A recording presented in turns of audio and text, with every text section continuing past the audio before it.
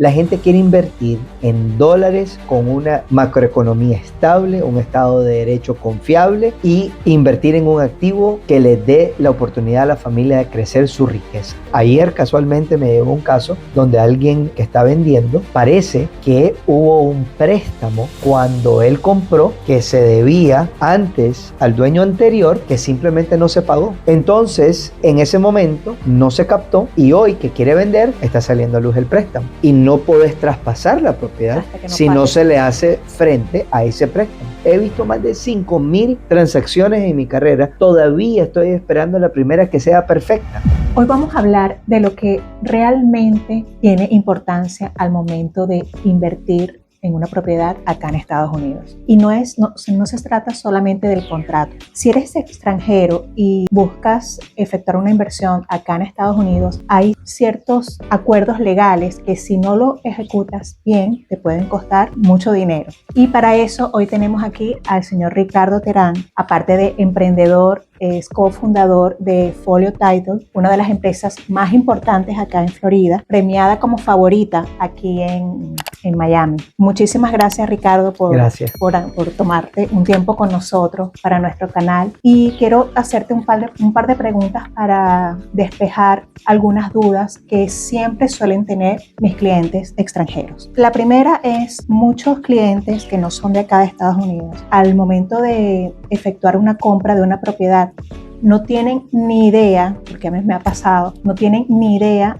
de lo que se trata una casa de título y qué significan los costos de cierre o los gastos de cierre. ¿Me puedes explicar de manera breve, sencilla, de qué se trata esto? Claro, la figura de casa de título no es una figura que existe en muchos países del mundo. Esencialmente, el rol del agente de cierre, que es el rol oficial dentro del contrato de lo que nosotros hacemos, es un intermediario entre el comprador y el vendedor. Tiene varias funciones. Primero, usualmente es el agente de fideicomiso del dinero del depósito. El depósito se deposita, valga la redundancia, en la casa de título usualmente, y se retiene ese depósito durante la ejecución de la transacción. También actuamos como agente de fideicomisos de documentos. Si nosotros obtenemos documentos originales del título de la propiedad o de un pagaré que tal vez hay que cancelar a la hora del cierre, tenemos la responsabilidad de tener esos documentos en fideicomisos mientras se cierra la transacción. Otro rol muy importante jugamos como casa de título es la investigación del historial legal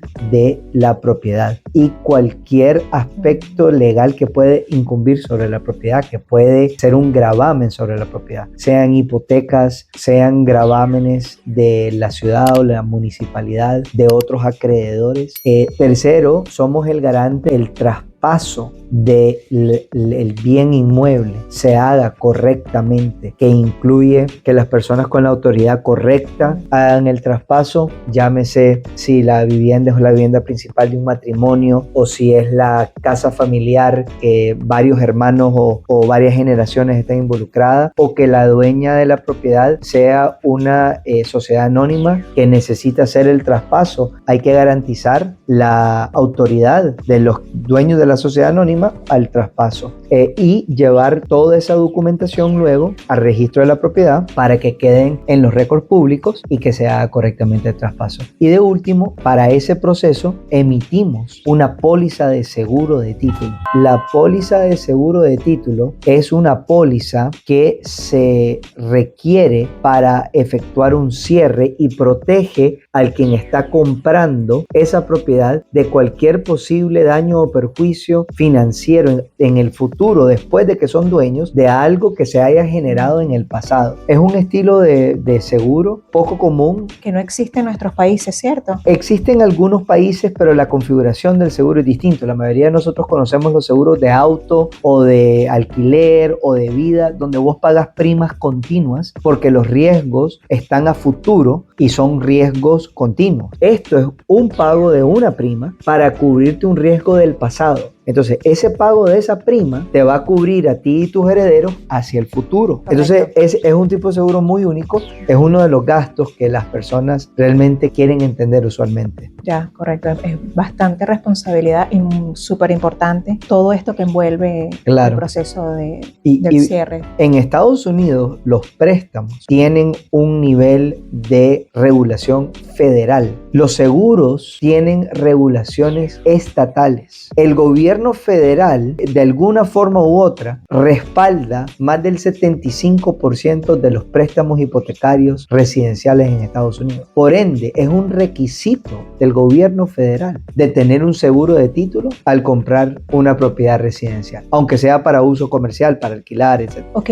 Ricardo, ¿cuál ha sido el error más caro o más grave que tú has visto que le ha podido suceder a un extranjero cuando compra una propiedad aquí? Usualmente los errores más costosos y más dolorosos son errores que se descubren al momento de vender una propiedad y resulta que son sobre temas de que cuando se compró no se asesoraron bien. Errores que aparecen 10, 15 años después. Errores que aparecen cuando se deciden vender, que usualmente tienen que ver con una implicación fiscal, un impuesto o una implicación hereditaria porque alguien falleció. Te voy a dar un ejemplo muy claro. Cuando un individuo es dueño de una propiedad y está en el título de la propiedad, hay que reportarle al fisco americano dentro de 9 meses sobre el fallecimiento de esa persona. ¿Por qué? Porque el fisco americano tiene un impuesto sobre los activos de las personas que fallecen. Para un extranjero, el extranjero tiene que pagar impuestos sobre su capital arriba de los 64,000 y pico de dólares, más o menos 65,000 dólares. Entonces, si un dueño de propiedad con su familia fallece y le hereda la propiedad a la familia y la familia no sabe de esos requisitos o no se estructuraron bien, estás hablando de un posible impuesto sobre el 40% del valor del activo. Entonces yo he tenido a viudas acá en mi oficina llorando. Como un dolor de cabeza en lugar de un beneficio. Bueno, he tenido viudas en mi oficina llorando cuando creen que van a vender una propiedad en $500,000 y ellos dicen, bueno, esto me va a quedar, mi esposo dejó esta propiedad y de repente tienen una factura de $250,000 que tienen que pagar, lo cual eso no estaba jamás pensado. Entonces, los errores se pagan caros en este país para las personas que no están bien asesoradas o que tratan de tomar un atajo, especialmente en los que tenemos un primo que se la sabe toda, que siempre le están buscando la vuelta. Buscarle la vuelta puede salir costoso y hacerlo bien no es tanto más costoso. Es una inversión, pero no es es mucho más costoso que te salga algo mal. Definitivamente. Ok, Ricardo, de acuerdo a tu experiencia, ¿cuáles pueden ser las diferencias más destacadas en el proceso de cierre de documentación de una propiedad cuando la adquiere un extranjero versus cuando la adquiere un residente? Principalmente tiene que ver con la documentación que se requiere y con los consejos enfáticos que los extranjeros deberían de estructurarse de cierta forma que vayan en línea con una optimización fiscal de impuestos. Hay muchos impuestos diferenciados entre extranjeros y nacionales. Entonces, esa estructuración es una gran diferencia. Lo otro son los tiempos, especialmente cuando hay un préstamo involucrado. Los tiempos, cuando sos extranjero, pudieran a veces ser más largos o porque tenés que conseguir algún tipo de documento que tal vez necesite un apostillado o porque necesitas conseguir ciertos respaldos financieros para el tema del préstamo, pero el proceso como tal es bastante similar.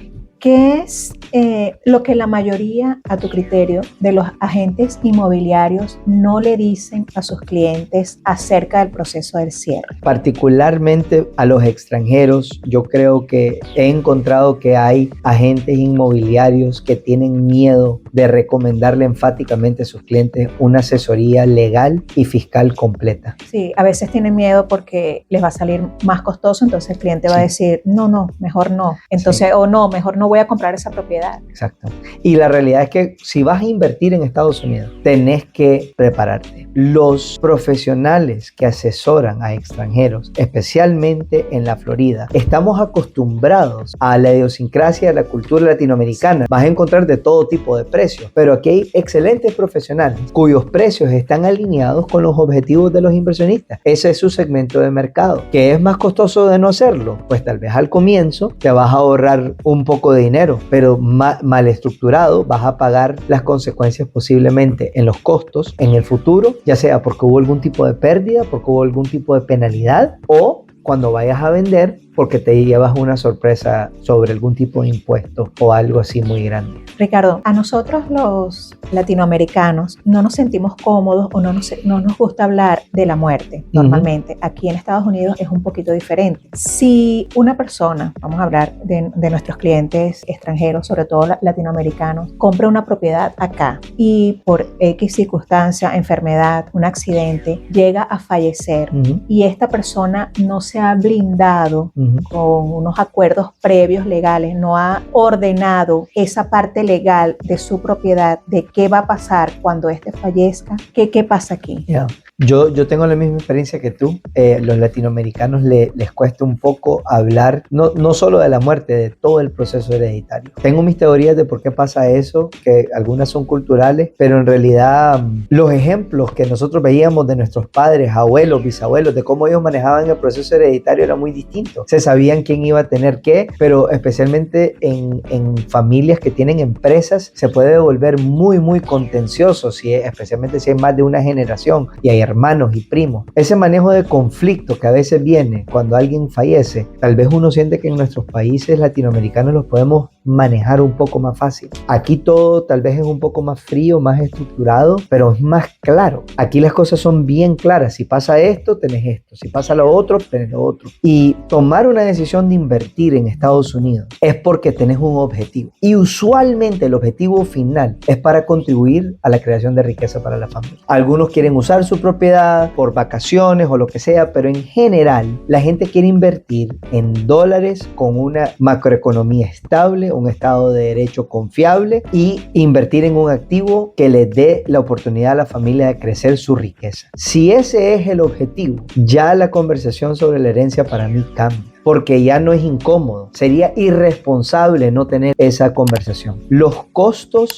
de morirse con activo en Estados Unidos son muy altos si no se prepara uno. Son muy altos para los ciudadanos americanos y son altísimos para los extranjeros. Más todavía para un extranjero. Sí, correcto. Sí, correcto. Ricardo, ¿un extranjero podría tener problemas dentro de 10, 15 años después o 20 años después si el título de su propiedad no fue trabajado correctamente? Bueno, cualquier extranjero nacional, ¿verdad? ¿Has tenido algún ejemplo así? Sí, mira, tradicionalmente los reclamos sobre la titulación de algo en el pasado, por lo menos en la Florida, son relativamente bajos. En los últimos 50 años tal vez se promedian a 8% al año, ¿verdad? De reclamos contra los seguros. Pero para mí eso no es lo mismo que pensar que hay poco riesgo. Los aseguradores llevan muchos años creando pólizas de cobertura y creando mejores prácticas para que se minimicen los reclamos. Pero cuando hay un reclamo, pueden ser catastróficos. Ayer casualmente me llegó un caso donde alguien que está vendiendo parece que hubo un préstamo cuando él compró que se debía antes al dueño anterior, que simplemente no se pagó. No se pagó el préstamo. ¿Ok? Entonces, en ese momento no se captó y hoy que quiere vender está saliendo a luz el préstamo. El cliente dice, ese préstamo no es mío, pero sos el dueño de la propiedad y no podés traspasar la propiedad si no se le hace frente a ese préstamo. Entonces, ahorita está parada la transacción y está colaborando con nosotros, viendo cómo es que se le puede hacer frente a un tema que impacta directamente sobre los derechos de titulación y que previene la transferencia del bien inmueble. Ahora, cada transacción es diferente. Eso es muy importante que la audiencia lo sepa, porque aquí yo puedo sentarme y los puedo asustar o les puedo decir que no se preocupen por nada. Y las dos no serían verdad total. Lo que hay que hacer es que en cada transacción hay que entender qué es lo que esta transacción me está presentando según sus características. No es lo mismo una casa sin asociación a un apartamento en un edificio vertical. No es lo mismo que si el vendedor es nacional o es extranjero, o si el vendedor es una compañía o es un individuo. Entonces, lo que los clientes tienen que tener la confianza es que el asesor de bienes inmuebles los está llevando a un lugar como puede ser Folio, donde tenemos un equipo de más de 20 personas entrenada con más de 25 años de experiencia, donde lo único que hacemos es nos enfocamos en agregarle valor al cliente durante el proceso de cierre y cuyo nuestro aliado principal es el agente de bienes raíces que vamos juntos a guiar al cliente con con cada una de las cosas que nos va a surgir en la transacción, porque en las transacciones van a surgir cosas. He visto más de 5,000 transacciones en mi carrera, todavía estoy esperando la primera que sea perfecta. Claro, sí, y eso no quiere decir que no se vaya a concretar la compra. Yo te digo algo, no creo que me he enfrentado a un problema que no tenga una solución. Incluso hemos tenido decenas de transacciones donde en el medio de la transacción alguien fallece, el dueño fallece o hasta el mismo comprador. Hay soluciones. El quien quiere encontrar una solución y está dispuesto a hacer el trabajo duro para construirla, la vamos a encontrar. Lo que es muy importante es entender, nosotros somos muy buenos en lo que hacemos, pero no somos perfectos. Y más importante, nosotros trabajamos de la mano contigo, el agente inmobiliario, con el prestamista, con las personas de la asociación, con los abogados que pueden estar representando a una de las partes y con las mismas partes. Tenemos que formar un equipo en la transacción. Hay muchísima documentación que se tiene que recopilar. Hay mucha información muy sensitiva que tenemos que ver. Hay muchos factores que cuando recibimos el contrato no podemos conocer. Lo tenemos que descubrir en el mismo proceso. Eso requiere que confiemos nosotros unos en los otros en el equipo, que nos agarremos la mano y que digamos, vamos juntos a esta transacción y la vamos a cerrar. Correcto. Y si tuvieras que darle un consejo a una persona de otro país que está pensando en comprar una propiedad acá, ¿cuál sería? Los bienes raíces en Estados Unidos han comprobado por más de 250 años de ser uno de los vehículos más poderosos y más consistentes de creación de riqueza en el mundo. Sin embargo, los principios de las buenas inversiones aplican aquí